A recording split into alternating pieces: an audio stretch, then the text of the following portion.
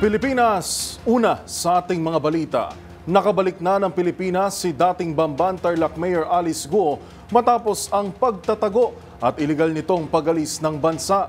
Kaugnay niyan, nilinaw naman ng isang opisyal na libre at wala umanong ginastos ang pamahalaan sa ginawang pagsundo kay Guo sa Indonesia kahapon. Narito ang buong detalye sa report ni Kyle Bulyas.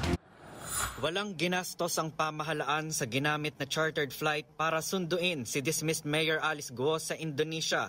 Ayon kay Department of Interior and Local Government Secretary Benher Abalos, ipinahiram lamang ng kanyang kaibigan ng Learjet para masundo agad si Guo. Paliwanag nito, may itinakdang deadline ang Indonesian authorities at kung hindi ito masunod, palalayain nila ang alkalde. Biglaan lahat ito eh. Sabihan lang ako nito nung bandang umaga o tanghalian na ang deadline sa amin ay 1:00 ng umaga.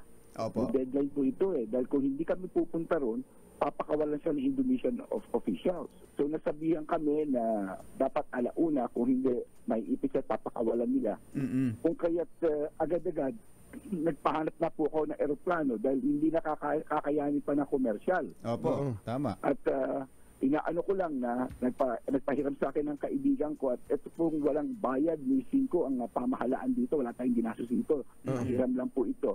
Mababatid na kinumpirma ng National Bureau of Investigation at Department of Justice na naaresto na ng Indonesian authority si Guo sa Tangerang City sa Jakarta pasado 1:30 ng madaling araw nitong 4 ng Setyembre. Habang lumapag naman si Guo sa Royal Star Aviation Hangar sa Pasay City, kasama na sina Secretary Abalos at PNP Chief General Francisco Marbil kaninang 1:00 ng madaling araw. Matatandaang noong 18 ng Agosto, napaulat na dumating sa Indonesia sina Alice, Sheila at Wesley Guo kasama si Cassandra Leong. Pero Agosto 21, nahuli ng Indonesian Immigration sina Sheila at Cassandra matapos silang magtangkang bumalik sa Singapore. Sabi ng Bureau of Immigration, hindi na nakalabas ng Jakarta si Alice hanggang sa natuntun na ito sa isang villa sa Tangerang City sa Greater Jakarta.